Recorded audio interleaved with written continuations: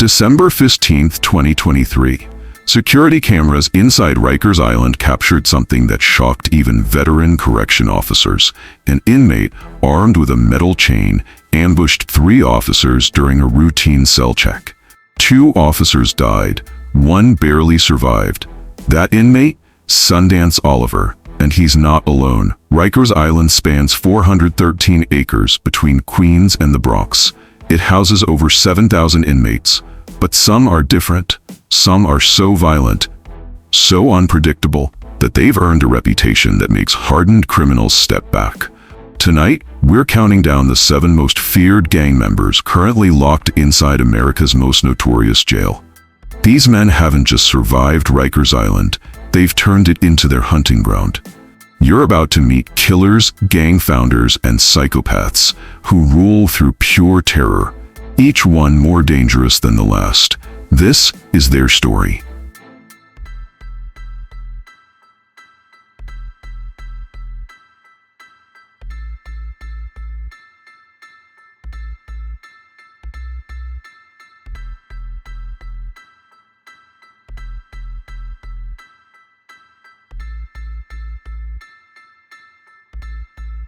Rikers Island opened in 1932 to replace older, overcrowded facilities.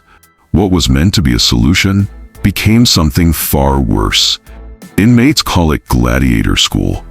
Others know it as Torture Island. At its peak, over 20,000 people were crammed into this concrete hell. Today, that number sits around 7,000. But the violence hasn't decreased. So how do we rank the most feared? We examined federal court documents, police reports, psychological evaluations, and most importantly, incident reports from inside Rikers itself. We looked at attacks on correction officers, influence over other inmates, and the sheer terror these men create just by existing. The numbers are staggering. Hundreds of assaults, dozens of murders, gang operations that span from New York to Maine. But here's what you need to know. What you're about to hear comes directly from federal court documents, police reports, and first-hand accounts from people who faced these men. This isn't speculation. This isn't dramatized for entertainment. These are the real monsters, and they're all locked up together on one island. Number 7. Malik Harold. Street name? Mo Money. And money is exactly what this man was all about. Born and raised in Bedford-Stuyvesant, Brooklyn, Harold didn't start as a killer. He started as a dreamer. The Bully Gang began as a rap group, him and his cousins making music in their teens. But when the streets called, the music stopped. March 3, 2018. Harold is throwing a gender reveal party for his unborn child. Family, friends, celebration. And then Jonathan Jackson shows up. Jackson was a member of the rival Stooks crew. What happened next? Federal prosecutors say Harold and his partner chased Jackson down Kings Highway in broad daylight and executed him at his own baby's gender reveal party. But here's where Harold becomes truly dangerous. Getting arrested? That didn't stop him. Being locked up at Rikers? That just changed his headquarters.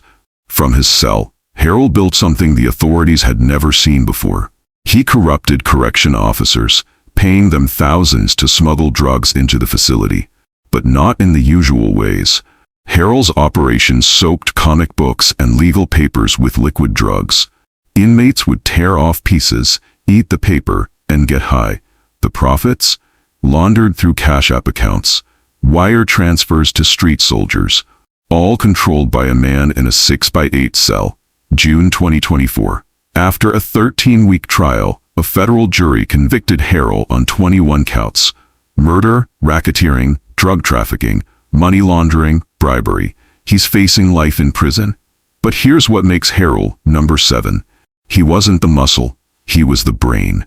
He made others do his killing while he counted the money.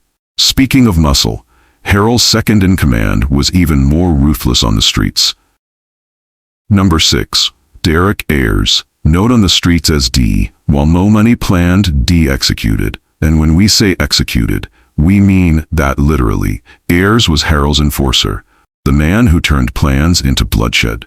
At 37 years old, this Rahway, New Jersey resident had perfected the art of close-range killing. Let's go back to that gender reveal party. March 3, 2018. Jonathan Jackson arrives, tensions rise, and suddenly Jackson realizes he's in danger. He runs. What happens next was captured by multiple witnesses and security cameras. Jackson flees down Kings Highway.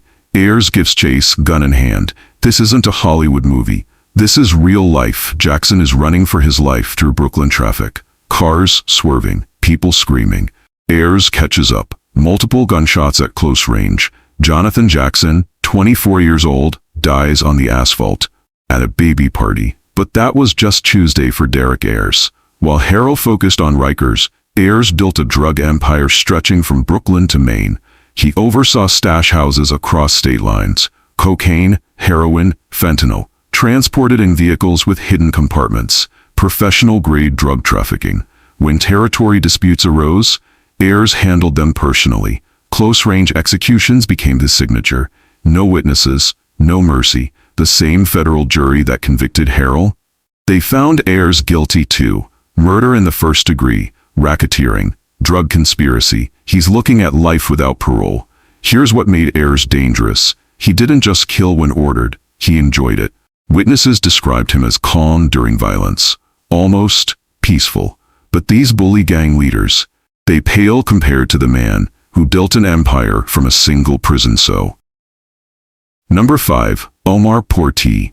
But everyone knew him as OG Mac, and when we say he built an empire, we mean he literally created the most powerful gang network on the East Coast.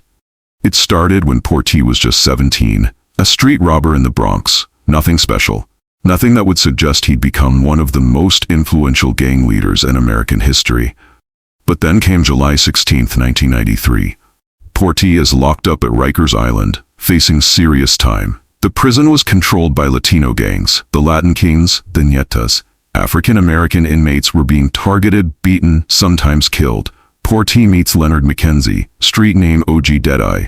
Two men, one idea: unite every African-American gang under one banner. Create something that could fight back. That day, the United Blood Nation was born. But Porti didn't stop there. He wrote the 31 rules that would govern every blood set on the East Coast. These weren't suggestions. These were commandments. Break them, face consequences that make prison look comfortable. When Porti got out in 1999, he built something the streets had never seen.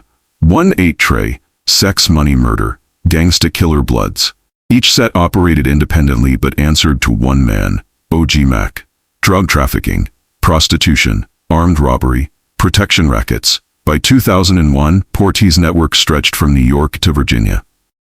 Thousands of members, millions in revenue. But empires fall. May 8, 2001, federal agents arrested Porti on racketeering charges. August 27, 2002, guilty on 10 counts. April 14, 2003, 50 years in federal prison. Today, Omar Porti sits in ADX Florence, the Supermax prison in Colorado. 23 hours a day in isolation. No human contact. No phone calls. No letters. But here's what makes Porti number 5.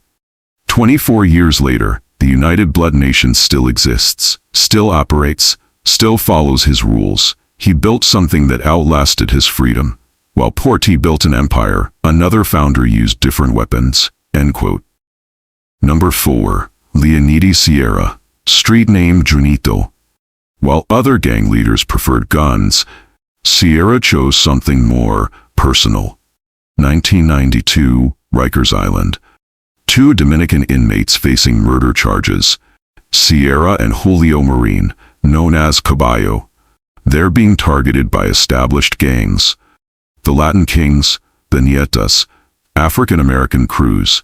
As Dominicans, they had no protection, so they created their own. The Trinitarios, named after 3 Dominican revolutionaries. Their motto? Dios, Patria y Libertad. God, homeland, and liberty. Their colors? Red, white, blue, and lime green, representing the Dominican flag. But here's what made the Trinitarios different. Their weapon of choice. The machete. In Dominican culture, the machete represents agricultural work, honest labor. but Sierra turned it into an instrument of terror. Trinitario's attacks followed a pattern. Multiple gang members, machetes and knives, swarming victims, slashing and stabbing repeatedly. This wasn't random violence. This was systematic. From his prison cell, Sierra established the Central Committee. His orders, called green lights, were passed down to street leadership. Someone disrespects the Trinitarios, green light. Someone enters their territory, green light. Someone looks at them wrong, green light. The results were horrifying. Between 2005 and 2010, Bronx Trinitarios committed 9 homicides. Manhattan Trinitarios added 1 more. Federal prosecutors charged 147 members and associates. But Sierra's reach extended far beyond New York. The Trinitarios spread to New Jersey, Pennsylvania, Massachusetts, even Spain. Anywhere Dominican immigrants settled, the Trinitarios followed. June 20, 2018. 15-year-old Lisandro Guzman Feliz is dragged from a Bronx bodega. Trinitarios mistake him for a rival gang member. They hack him to death with machetes, on camera. The video goes viral. The world sees Sierra's legacy in action. Sierra himself, he's serving 19 years federal, consecutive to his 22.5 years to life state sentence for a 1989 murder. He'll die in prison. But the Trinitarios live on. February 2025, 22 members arrested in Massachusetts on federal racketeering charges. 6 murders, 11 attempted murders. The organization Sierra built still operates. Sierra's violence was systematic, calculated, methodical. But our next subject, he made it personal. Number 3, Malik Harold. Another Mo money. But this one turned heartbreak into homicide. Bedford-Stuyvesant, Brooklyn. Harold and his cousin start making music as teenagers, the Bully Gang, originally just a rap group with big dreams. They wanted fame, fortune, a way out of the projects. Then the streets called. 2015. Charles Williams, street name, WB, Harold's close friend and fellow rapper, gunned down in Queens. Harold watched his dreams die with his friend. The music stopped. The killing began. But Harold wasn't just angry. He was smart. Dangerously smart. While other gang leaders relied on street corners and muscle, Harold innovated. Drug-laced soap, comic books soaked in liquid narcotics, port papers infused with synthetic drugs. He turned everyday prison items into million-dollar drug delivery systems. 2019. Harold gets arrested on murder charges. Locked up at Rikers Island. Most gang leaders, their operations crumble when they're behind bars. Not Harold. He turned his cell into a corporate headquarters. Harold corrupted correction officers with cash, sometimes thousands per delivery. They smuggled his drug-soaked contraband throughout the facility. Inmates would tear off pieces of paper, eat them, get high. Harold controlled the supply. Harold set the prices. The profits? Funneled to street operations spanning from New York to Maine. Trap houses. Hidden vehicle compartments. A drug empire that operated like a Fortune 500 company. Federal investigators seized over $380,000 in cash. 15 illegal firearms. 6 kilograms of cocaine. 600 grams of fentanyl. Luxury watches. Multiple vehicles with professional-grade hiding spots. Today, Harold faces federal charges that read like a crime novel. Racketeering.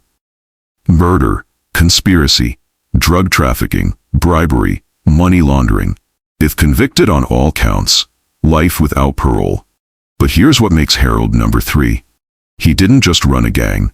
He revolutionized how gangs operate from prison.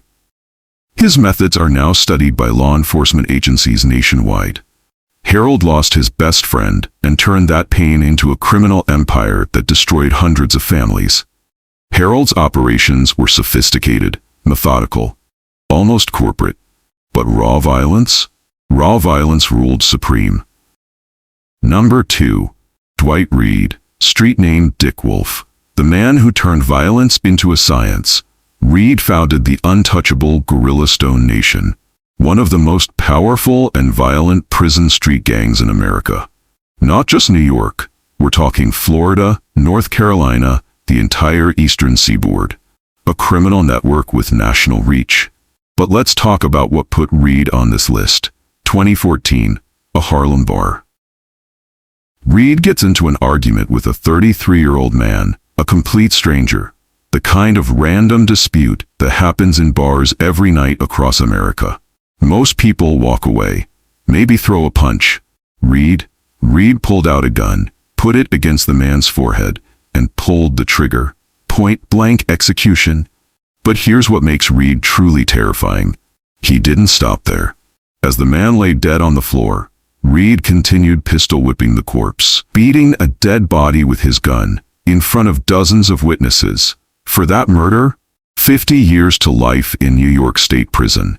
Most gang leaders, prison ends their story. Not Reed. He turned his cell into mission control.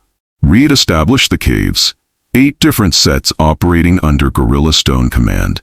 Money Gang Cave, the Mortal Stone Gorilla Gang Cave, each one answering directly to him. From maximum security, Reed coordinated drug trafficking, violent robberies, and murders across multiple states. His street leader, Christopher Erskine, known as Beagle.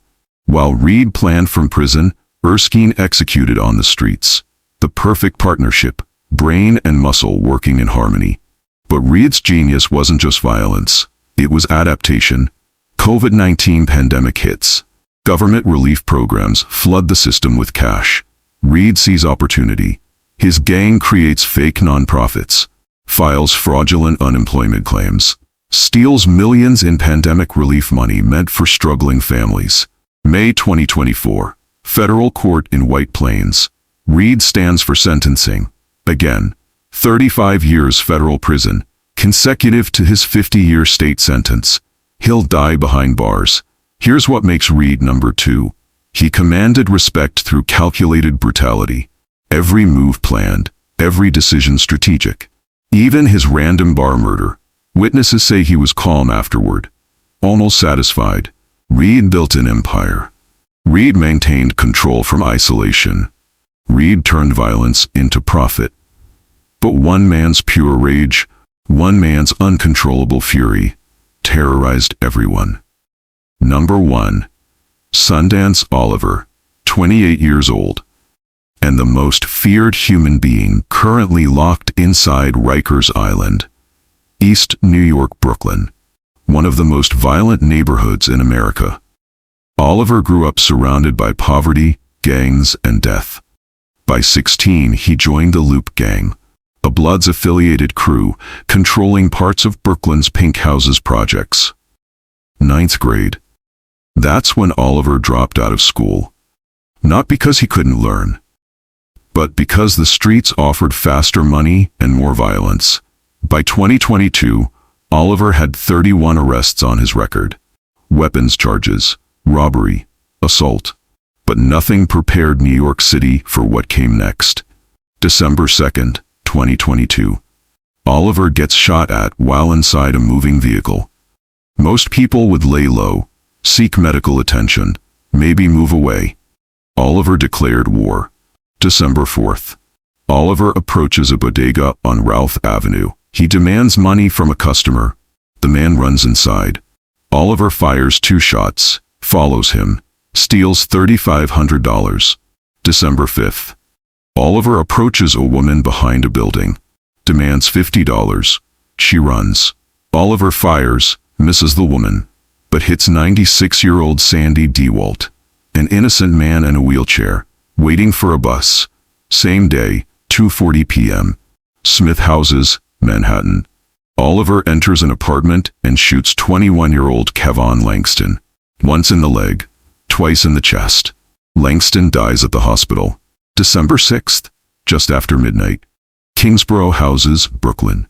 Oliver finds 17-year-old Kyra Rattray, a girl with dreams of singing, a girl who never hurt anyone. Oliver shoots her dead. December 6th, 7 a.m. Oliver surrenders to police at the 77th precinct. The manhunt is over. The real terror is about to begin. Rikers Island. Oliver arrives and immediately starts attacking staff. Not other inmates, Correction officers, people just doing their jobs. 45 separate attacks on officers. 3 attacks on civilian staff. But December 15, 2023, that's when Oliver earned his #1 ranking. 3 correction officers conduct a routine cell check. Oliver is waiting. He's fashioned a weapon from a metal chain. As the first officer opens the cell door, Oliver attacks. The chain becomes a whip, a bludgeon, a strangling device. 2 officers die. 1 survives with permanent injuries, all in less than 90 seconds. Psychological evaluations describe Oliver as having antisocial personality disorder. No remorse, no empathy. Untreated childhood trauma that manifested as pure rage. Today, Oliver sits in solitary confinement. 23 hours a day isolation, 1 hour for exercise, alone, in a concrete cage. Correction officers call him the walking nightmare. Even hardened criminals at Rikers step aside when his name is mentioned. But here's what makes Oliver #1. He doesn't operate for profit. He doesn't build organizations. He doesn't follow codes or rules. Sundance Oliver kills because he wants to, because he can. Because stopping him requires more security than any other inmate in the facility. 2 correction officers are dead because of this man. Dozens more are traumatized. Security protocols across the entire facility have been changed because of one person's uncontrollable violence. That is the most feared gang member in Rikers Island. 7 men, 7 different paths to violence. 7 examples of what happens when the system fails completely. Malik Harold turned a baby celebration into a murder scene. Heirs perfected close-range execution. Omar Porti built a gang empire from a prison cell. Leoniti Sierra made machetes into instruments of terror. Malik Harold revolutionized prison drug operations. Dwight Reed turned random violence into calculated murder. And Sundance Oliver, he proved that some people are simply too dangerous to exist in civilized society. But here's what these 7 men really represent: the complete breakdown of America's correctional system. Rikers Island was supposed to house inmates safely. Instead, it became a breeding ground for gang leaders and killers. The good news? Rikers Island is scheduled to close. New York City plans to replace it with smaller, borough-based facilities. The hope is that smaller jails will be safer jails, but the damage is already done. These 7 men changed how corrections work in America. New security protocols, enhanced isolation procedures, increased officer training, metal detectors in areas that never had them before. 2 correction officers are dead because of policies that failed to contain Sundance Oliver. Hundreds of families destroyed by drugs trafficked through Malik Harold's networks. Communities terrorized by gangs that Omar Porti created over 30 years ago. The ripple effects of institutional failure don't end when the doors close. Here's the truth. These men didn't just survive Rikers Island. They made it more dangerous for everyone inside. Inmates, staff, visitors, everyone who stepped foot on those 413 acres of concrete and steel. Some people go to prison and find redemption. Others go to prison and find new ways to cause pain. These 7, they turned America's most notorious jail into their personal kingdom of violence. If you want to hear more stories about the darkest corners of the criminal justice system, stories that most people never hear, make sure to subscribe. Because the truth is often stranger and more terrifying than fiction. And these 7 men, they're proof of that.